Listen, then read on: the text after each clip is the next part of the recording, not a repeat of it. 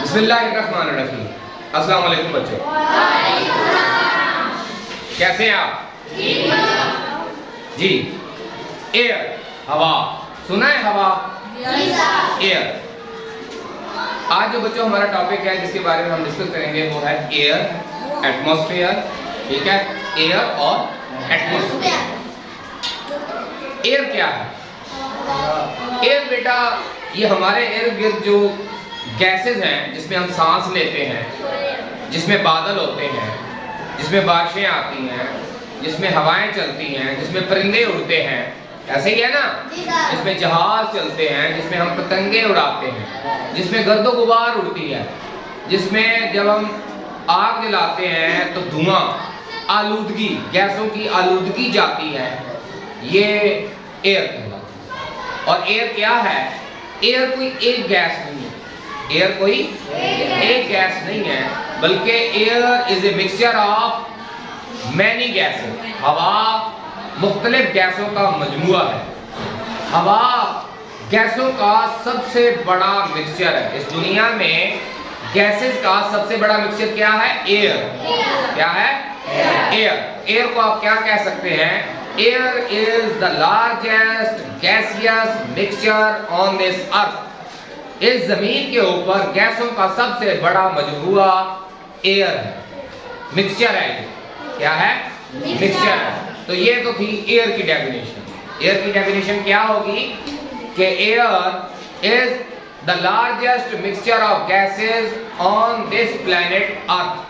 हमारी जमीन पर गैसों के सबसे बड़े मिक्सचर को एयर कहते हैं। एयर ही वो मीडियम है जिसमें हम ब्रीथ करते हैं, हम सांस लेते हैं। हम क्या करते हैं? हम सांस लेते हैं। जब हम सांस क्या होगा? कोई बात नहीं जी। तो हम बात कर रहे थे कि एयर ही वो ऐसा मीडियम है जिसमें ऐसा प्लेटफॉर्म है जिसके जरिए हम सांस लेते हैं। क्या करते हैं? सांस लेते हैं, ब्रीथ करते हैं। हम हवा को अपने फेफड़ों में लेके जाते हैं और हवा को बाहर निकालते हैं। इस अमल के दौरान ऑक्सीजन हमारे खून में जज़ब हो जाती है और हमारे जिस्म में पैदा होने वाली कार्बन डाइऑक्साइड हमारे जिस्म से खारिज होके बाहर माहौल में आ जाती है। ऐसे ही है ना बच्चों? तो ये है ऑक्सीजन, एयर का इंट्रोडक्शन। एयर का इंट्रोडक्शन या एयर की डेफिनेशन। नेक्स्ट डेफिनेशन क्या है? एयर को अगर हम बड़े लेवल पे ले लें, एयर को बड़े लेवल पे ले लें, यानी हमारे कमरे में भी एयर है ना? हमारे कमरे में एयर। एयर अगर रुकी हुई है तो इसको हम सिंपल एयर कहेंगे। अगर एयर यानी ये गैसेस हरकत में है, मॉडरेटली, ज्यादा तेजी से नहीं, दरमियाने दर्जे की हरकत में है, तो हम इसको कहेंगे विंड। इसको क्या कहेंगे? विंड, यानी हवा का चलना। और अगर ये और ज्यादा स्पीड से चले तो फिर इसको हम तूफान कहेंगे, आंधी कहेंगे। ऐसे ही है ना? तो ये तो था बेटा एयर का डेफिनेशन। नेक्स्ट चलते हैं, वो है what is atmosphere. What is atmosphere. अब जब हम कमरे के लेवल पे, छोटे लेवल पे गैसों के मिक्सचर का जिक्र करते हैं तो उसको हम क्या देते हैं? एयर। उसको हम क्या कह देते हैं? एयर। लेकिन जब हम पूरी जमीन के ऊपर जितना भी ये एयर मौजूद है, जब हम उसका जिक्र करते हैं तो उसको कलेक्टिवली कहते हैं एटमॉस्फेयर। उसको कलेक्टिवली मजमूई तौर पे क्या कहते हैं? एटमॉस्फेयर। फर्ज करें कि मैं ये ग्लोब बना रहा हूँ, ये ग्लोब है, हमारी जमीन है। क्या है? जमीन। ग्लोब राउंड, बिल्कुल राउंड नहीं है, एलिप्टिकल है, अंडे की तरह है थोड़ी सी। ठीक है बच्चों? ये ग्लोब है और इस ग्लोब के इर्द गिर्द हवा के एक गलाब ने पूरी जमीन को घेरा हुआ है। हवा के गलाब ने पूरी जमीन को घेरा हुआ है। हवा के इस गलाब को एटमॉस्फेयर कहते हैं। हवा के इस गलाब को एटमॉस्फेयर कहते हैं। स्फीयर क्यों कहते हैं? स्फीयर इसलिए कहते हैं क्योंकि हमारी जमीन गोल है और हमारी जमीन की जो सॉलिड सतह है, जो गोल है, इसको हम कहते हैं लिथोस्फीयर। क्या कहते हैं? और उर्दू में क्या कहते हैं? कुर्राए अर्ज़। क्या कहते हैं? कुर्रा। कुर्रे का मतलब होता है कोई गोल चीज। कुर्रे का मतलब क्या है? गोल चीज। इसीलिए हम जमीन को क्या कहते हैं? कुर्राए अर्ज़। जमीन के इर्द गिर्द जो हवा का गलाब है वो भी गोल है, जिस तरह की जमीन है, तो उसको हम कहेंगे कुर्राए हवाई। एटमॉस्फेयर को उर्दू में क्या कहा जाता है? कुर्राए हवाई। अब कुर्रे का समझ आ गया? हवा का मतलब हवा, यानी हवा का गोला, हवा का गोला, जमीन का गोला, हवा का गोला। अब जमीन के ऊपर जो पानी है 70% हिस्सा क्या है? समंदर है। जमीन के ऊपर थोड़ी सी खुशकी है, बड़े आजम 7-8 बड़े, बाकी क्या है? पानी है। इस पानी को कहते हैं हाइड्रोस्फीयर, क्योंकि जमीन गोल है तो टोटल जो जमीन के ऊपर पानी मौजूद है इसको क्या कहते हैं? हाइड्रोस्फीयर। क्या कहेंगे? हाइड्रोस्फीयर। इसी तरह जमीन के ऊपर जितनी जिंदगी है, चाहे वो माइक्रो ऑर्गेनिज्म हो, प्लांट्स हो, एनिमल्स हो, उनको हम कलेक्टिवली कहेंगे बायोस्फीयर। क्या कहेंगे? समझ आ रही है बात की? इसी से जो गैसों का मजमूआ है हमारी जमीन के इर्द-गिर्द गलाव है, उसको हम कहेंगे एटमॉस्फेयर। याद रहेगा बच्चों? जी, लिथोस्फीयर एंड एटमॉस्फेयर। अब बेटा हम देखते हैं कि ये जो हवाओं का गलाव है इसकी लिमिट क्या है? क्या ये बेइंतहा है? बेइंतहा का मतलब ये है कि हम जमीन से दूर जितना भी जाएं, क्या हर जगह पे एटमॉस्फेयर है या इसकी कोई लिमिट है? या इसकी कोई लिमिट है? बेटा इसकी कोई लिमिट है, ये महदूद है। ये क्या है? लिमिटेड है। इस एटमॉस्फेयर के ऊपर जो जगह है वो गैसों से खाली है, उसमें इतनी ज्यादा गैसें नहीं है, इसीलिए हम उसको क्या कहते हैं? स्पेस। उसको हम क्या कहते हैं? स्पेस। तो हम ये कह सकते हैं कि लिथोस्फीयर यानी जमीन और एटमॉस्फेयर, इन दोनों के दरमियान, एटमॉस्फेयर दरमियान में है और ऊपर है स्पेस। ऊपर क्या है? स्पेस, खाली जगह है। स्पेस, खला। क्या है? खला। तो अब ये एटमॉस्फेयर की तह जो है ये भी एक खास जगह पे जाके खत्म हो जाती है, खास जगह पे जाके, और इससे ऊपर जो जगह है उसको कहा जाता है खला। उसी खला के अंदर सूरज, चांद, सितारे, हमारी सैटेलाइट्स, समझ आ रही है, वो घूमती हैं। उसी में जो एस्ट्रोनॉट्स होते हैं, एस्ट्रोनॉमिस्ट होते हैं, जो कि खलाओं का मुतालिया करते हैं, वो उस स्पेस में जाते हैं, एटमॉस्फेयर से भी ऊपर जाते हैं। ठीक है बच्चों जी। नेक्स्ट हम देखते हैं कि फिर अगर ये लिमिटेड है तो इसकी मोटाई कितनी है? इस एटमॉस्फेयर की मोटाई कितनी है? तो बेटा इसको अगर हम देखें तो ये round about 700 kilometre, 700 kilometre to 1000 kilometre तक इसकी मोटाई हो सकती है। 700 किलोमीटर से लेकर 1000 किलोमीटर तक एटमॉस्फेयर की मोटाई है। लेकिन ये जमीन के करीब करीब गाड़ी है, और जो हम ऊपर जाते जाते हैं गैसों की मिकदार कम होती जाती है, गैसों की मिकदार पतली होती जाती है। चीजें गाढ़ी होती हैं क्योंकि वजन की वजह से जमीन के गिर्द हवा का दबाव ज्यादा है। जो हम ऊपर जाते हैं एयर थिन होती जाती है और उसका प्रेशर कम हो जाता है, एयर का प्रेशर। इसीलिए बच्चों जब वो पैमा पहाड़ों पे जाते हैं तो वो एक्स्ट्रा ऑक्सीजन लेके जाते हैं। क्या लेके जाते हैं? एक्स्ट्रा ऑक्सीजन, क्योंकि वो जो ऊपर जाते हैं तो हवा का दबाव कम हो जाता है और उनको सांस लेने में मुश्किल आता है। ठीक है बच्चों, इसका मतलब है कि जो एटमॉस्फेयर है ये ऊपर जाके थिन हो रही है और नीचे थिक है। ये जो मैं बना रहा हूँ कॉलम, ये नीचे से मोटा है और ऊपर से बारीक है, नीचे से थिक है ऊपर से थिन है। ये बता रहा है कि नीचे एटमॉस्फेयर ज्यादा थिक है और ऊपर जाते जाते ये पतली होती जाती है, वीक होती जाती है, इसकी कंसंट्रेशन कम होती जाती है और हत्ता के एक जगह पे जाके ये बिल्कुल खत्म हो जाती है, बिल्कुल जाके खत्म हो जाती है। अब ये जो इतनी एटमॉस्फेयर की जो तह है इसमें मुख्तलिफ जगहों पे मुख्तलिफ क्वालिटीज बदलती है। एयर की क्वालिटीज तरतीब बदल रही होती है और उस तरतीब के बदलने की वजह से, उसकी कंसंट्रेशन बदलने की वजह से इसको हम 4 तहों में तकसीम कर सकते हैं। उन 4 तहों की खुसूसियात एक दूसरे से मुख्तलिफ है, एक दूसरे से मुख्तलिफ है। आइए उन 4 तहों को देखते हैं। बेटा जो सबसे पहली तह है जिसकी मोटाई जो है वो राउंड अबाउट 16 किलोमीटर है। कितनी है? ज्यादा से ज्यादा 16 किलोमीटर ये मोटी तह है। इस तह को बेटा कहा जाता है ट्रोपोस्फीयर। क्या कहते हैं? ट्रोपोस्फीयर। ये बेटा पहली तह है। ये क्या है? और इसकी मोटाई कितनी है? 16 किलोमीटर। ठीक है, ये आपने याद रखना।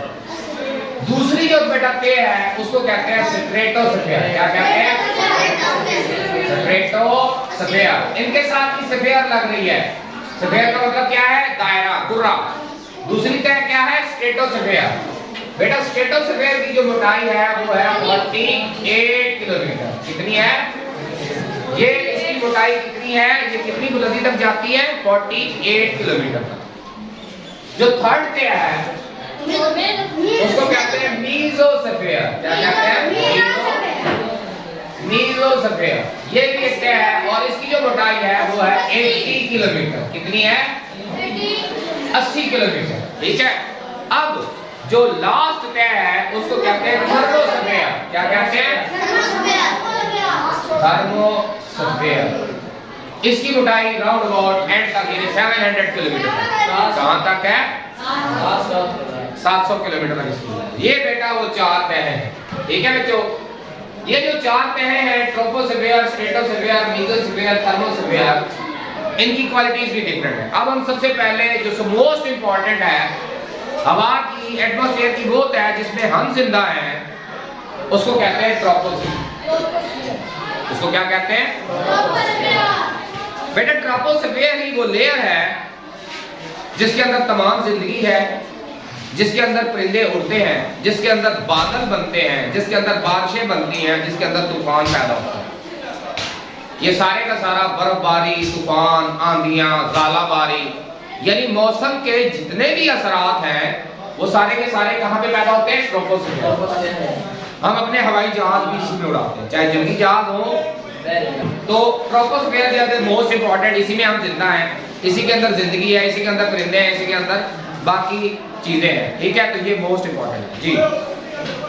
ये तो था बेटा एटमॉस्फेयर की, व्हाट इज एटमॉस्फेयर, और फिर हमने पढ़ा है लेयर्स ऑफ एटमॉस्फेयर। अब हम ऊपर वाले क्वेश्चन पे चलते हैं कि एयर की कंपोजिशन क्या होती है। एयर की कंपोजिशन क्या होगी? खामोश प्लीज, इधर तो चले। एटमॉस्फेयर की कंपोजिशन क्या होगी, एयर की कंपोजिशन क्या होगी? अब हम उधर चलते हैं, क्योंकि एयर हमने क्या कहा था? Air is the largest mixture of gases on this planet. हमारी जमीन के ऊपर हवा गैसों का सबसे बड़ा मिक्सचर एयर है। तो एयर अगर मिक्सचर है तो उसमें कौन कौन सी गैसें हैं और कितनी कितनी है? नोट कीजिएगा। सबसे पहले सबसे ज्यादा जो गैस पाई जाती है एयर के अंदर वो है नाइट्रोजन। क्या है? नाइट्रोजन। और नाइट्रोजन की सिंबल क्या है? N। और इसकी परसेंटेज क्या है? ये 78%, 78%। हवा का कितना हिस्सा बनाती है? 78% पार्ट जो है एयर का, इसके अंदर नाइट्रोजन होती है। ठीक है बच्चों। दूसरी जो बड़ी गैस है एयर के अंदर वो है ऑक्सीजन। ऑक्सीजन वो गैस है जिसमें हम ब्रीथ करते हैं। इसकी सिंबल क्या है? O। और इसकी मिकदार कितनी है? 21%। हवा का 21% हिस्सा ऑक्सीजन पर मुश्तमिल होता है। इन दोनों को अगर हम जमा करें तो ये एयर का 99% हिस्सा बन जाता है। कितना बन जाता है? 99% हिस्सा ये दो गैसें बनाती है। 99% हिस्सा ये दो गैसें बनाती है। एक और तीसरी गैस जो बड़ी इंपॉर्टेंट है वो भी होती है, लेकिन वो काफी थोड़ी मिकदार में, वो है CO2, कार्बन डाइऑक्साइड। क्या है? Carbon dioxide. हवा में कार्बन डाइऑक्साइड की मिकदार एक खास लिमिट तक रहना भी जरूरी है, उससे बढ़ना खतरनाक है। कार्बन डाइऑक्साइड का हवा में मौजूद होना जिंदगी के लिए इंतहाई जरूरी है, लेकिन एक खास मिकदार से अगर ये बढ़ जाए तो इंतहाई खतरनाक है। समझ आ रही है? मैं बताता हूँ कैसे। 0.03% से 0.04% तक हमारे एटमॉस्फेयर में कार्बन डाइऑक्साइड है। क्या है? कार्बन डाइऑक्साइड है। अगर तो ये नॉर्मल लिमिट के अंदर रहे, इसी के अंदर रहे, तो फिर तो ये मुफीद है। क्यों मुफीद है? क्योंकि जितने भी पौधे हैं वो प्रोड्यूसर हैं और वो फोटोसिंथेसिस करने के लिए कार्बन डाइऑक्साइड हवा से लेते हैं। अगर हवा में कार्बन डाइऑक्साइड ही नहीं होगी तो प्रोड्यूसर खुराक नहीं बनाएंगे। जब प्रोड्यूसर खुराक नहीं बनाएंगे तो जिंदगी नामुमकिन हो जाएगी। सो कार्बन डाइऑक्साइड का होना भी जरूरी है, होना भी जरूरी है। लेकिन हुआ क्या कि जो आबादी बढ़ी, हम अपने अगर दौर को देखें तो इंसानों ने ईंधन का इस्तेमाल बहुत किया, जिसकी वजह से हवा के अंदर कार्बन डाइऑक्साइड की बहुत ज्यादा मिकदार जाना शुरू हो गई। और कार्बन डाइऑक्साइड जो है वो एक पोल्यूटेंट है। आलूदा कार है, हवा को आलूदा करती है, हवा को आलूदा करती है। ग्रीन हाउस गैस है, ये जमीन के दर्जा हरारत को बढ़ाती है। So carbon dioxide is a necessary evil, जरूरी बुराई है। ना हो तो प्रोड्यूसर खुराक नहीं बना सकते, खुराक नहीं बनेगी तो जिंदगी नामुमकिन है। लेकिन अगर सर्टन लेवल से, नॉर्मल लेवल से, हमारी इंसानों की एक्टिविटी की वजह से इतनी हम आलूगी फैला रहे हैं कि इसका लेवल बढ़ता जा रहा है, और इसके लेवल बढ़ने की वजह से जमीन के मौसमियात में तब्दीली वाक़या होती है। मौसमों में तब्दीली आ रही है ना, कि अब जब उन मौसमों में जब ज्यादातर हम देखते थे कि इतनी गर्मी नहीं होती थी, अब गर्मी बढ़ती जा रही है, गर्मी का दौरानिया बढ़ता जा रहा है। ये क्यों बढ़ रहा है? Global warming. हमारी जमीन का औसत दर्जा हरारत बढ़ रहा है, हमारी जमीन का औसत दर्जा हरारत बढ़ रहा है, ये इन आलूगी की वजह से हुई है। तो ये बेटा कुछ गैसेस थी। इसके अलावा अगर हम देखें कि बाकी जो गैसेस हैं, इसके अंदर हाइड्रोजन भी हो सकती है, हीलियम भी हो सकती है, ठीक है, और दीगर गैसेस हैं, ये भी रेयर गैसेस हैं, जैसे हीलियम है, आर्गन है, ठीक है। ये बेटा ऐसी गैसेस हैं, ये दो गैसेस इसके अलावा भी हैं जिनको कहा जाता है रेयर गैसेस। हमारी हवा में रेयर गैसेस भी, ठीक है। हमारी हवा में नाइट्रोजन 78% है। इसका क्या फायदा है? नाइट्रोजन जो है ना खुद जलती है ना जलने में मदद करती है, ना खुद जलती है ना जलने में मदद करती है। लेकिन ये जो नाइट्रोजन है, ये अगर इतनी मिकदार में जमीन पर ना होती तो आग हमारे कंट्रोल में ही ना होती। आग हमारे, ऑक्सीजन जो है वो आग जलने में मदद करती है, आग जलने में मदद करती है। ऑक्सीजन के जरिए हम सांस लेते हैं। लिक्विड नाइट्रोजन जो है वो ठंडी होती है और चीजों को प्रिजर्व करने के लिए इस्तेमाल की जाती है। ये जो स्पर्म आता है आपके कैटल्स के अंदर, डॉक्टर आते हैं ना स्पर्म टीका रखने के लिए आते हैं ना, तो उन्होंने जिस गैस के अंदर वो रखे होते हैं टीके, उसमें से जो धुआं निकल रहा होता है ना कंटेनर के, वो नाइट्रोजन है। वो क्या है? लिक्विड नाइट्रोजन है, और उसका दर्जा हरारत होता है -96 डिग्री सेंटीग्रेड, -196 डिग्री सेंटीग्रेड, यानी मंफी। जहां पे पानी जम जाता है उससे भी 196 डिग्री सेंटीग्रेड नीचे होता है। तो वो जो हम चीजों को महफूज करते हैं उनको हम लिक्विड नाइट्रोजन में रखते हैं। कहां पे रखते हैं? समझ आ रही है? मेडिकल के आयजा, मेडिकल की बहुत सारी ऐसी अद्वियात, स्पर्म, ठीक है, जो हम कैटल्स के अंदर स्पर्म यूज करते हैं, उसको भी नाइट्रोजन के अंदर रखा जाता है, तो ये ठंडक में महफूज रहते हैं। ठीक है बच्चों, कार्बन डाइऑक्साइड मैं बता चुका हूं कि ये नेसेसरी ईवल है, प्रोडक्शन, फूड प्रोडक्शन के लिए जरूरी है, लेकिन आलूगी भी पैदा करती है। उसके बाद अगर हम देखें, ऑक्सीजन की एक और फॉर्म है, ऑक्सीजन की एक और फॉर्म है जिसको, जिस एयर में हम सांस लेते हैं वो O2 होती है। उसमें कितने एटम होते हैं एक मॉलिक्यूल में? 2 एटम होते हैं। जबकि जो ओजोन है उसमें ऑक्सीजन के 3 एटम होते हैं, उसमें ऑक्सीजन के 3 एटम। ये ओजोन है। ओजोन बड़ी इंपॉर्टेंट गैस है, ओजोन बड़ी इंपॉर्टेंट गैस है। और अगर आप आसमान की तरफ देखें, दिन के वक्त आपको आसमान नीला नजर आता है, आता है ना नीला नजर? ये आसमान का रंग नहीं है, आसमान ब्लैक है। आसमान हमारा, ये बेटा उस ओजोन का कलर है। ये हमारी पूरी जमीन के एटमॉस्फेयर में, ट्रोपोस्फेयर के ऊपर ये ओजोन की एक तह मौजूद है, और ये वो तह है जो सूरज से आने वाली अल्ट्रावायलेट रेज को फिल्टर करती है, जिसकी वजह से वो शुआएं इतनी खतरनाक हैं, यूवी रेज, कि वो हमें कैंसर, जिल्द का कैंसर काज कर सकती है, पौधों के लिए खतरनाक है, और इसके अलावा जानवरों में भी। और इसके अलावा अगर वो यूवी रेज जमीन पर आए तो इससे जमीन का दर्जा हरारत और तेजी से बढ़े। अब हम ऐसी आलूगी पैदा कर रहे हैं जिसकी वजह से जो जमीन के पोल्स हैं, जो जमीन के पोल्स हैं, जहां पे बहुत ज्यादा ठंड होती है, जैसे रशिया की तरफ है, अंटार्कटिका है, क्या है? अंटार्कटिका। अंटार्कटिका सुना हुआ है ना? वहां पे बेटा हमने इतने आलूगी और स्पेशली क्लोरोफ्लोरोकार्बन को यूज किया है, जिसकी वजह से ये ओजोन की तह पतली होती जा रही है, ओजोन की तह बारीक होती जा रही है, जिसकी वजह से अब जमीन के ऊपर अल्ट्रावायलेट शुआएं आना शुरू हो गई हैं, जिसकी वजह से लोगों में जिल्द का कैंसर, आंखों की बीमारियां और बहुत सारे मसाइल पैदा हो रहे हैं। ठीक है, तो ओजोन भी एटमॉस्फेयर का हिस्सा है, ओजोन भी, और बड़ा इंपॉर्टेंट कंट्रीब्यूशन ये पे करती है। जी अब ये चीजें हो गई। कार्बन डाइऑक्साइड को हम कहां कहां इस्तेमाल करते हैं? इसके अलावा एक तो मैंने आपको बताया कि प्रोड्यूसर जो है वो खुराक पैदा करने के लिए इस्तेमाल करते हैं। नंबर 2, कार्बन डाइऑक्साइड को हम बेकरीज में यूज करते हैं। कहां पे यूज करते हैं? ये जो आपकी ब्रेड फूली होती है ना, फूली होती है ब्रेड, उसमें फूली होती है ना, सुराख होते हैं, केक आपके फूले होते हैं। और इसके अलावा कार्बन डाइऑक्साइड को आप बेवरेजेस में इस्तेमाल करते हैं। ये जो सोडा वाटर है, पेप्सी, कोक, मिरिंडा, ये जो खटास इनमें है और जो फिजीनेस है वो कार्बन डाइऑक्साइड की वजह से होता है। ठीक है बच्चों, तो ये था बच्चों थोड़ा सा introduction, air, atmosphere, layers of atmosphere और air as a mixture of different gases और उन गैसों का basic introduction. I am quite sure कि एटमॉस्फेयर और एयर के बारे में आपका कुछ कॉन्सेप्ट डेवलप हुआ होगा और मैं उम्मीद करता हूँ कि आप इन बेसिक इंट्रोडक्शन, बेसिक डेफिनेशन को ज़रूर याद करेंगे ताकि हम इससे मज़ीद आगे बढ़ सकें। बहुत शुक्रिया, thank you very much. Allah.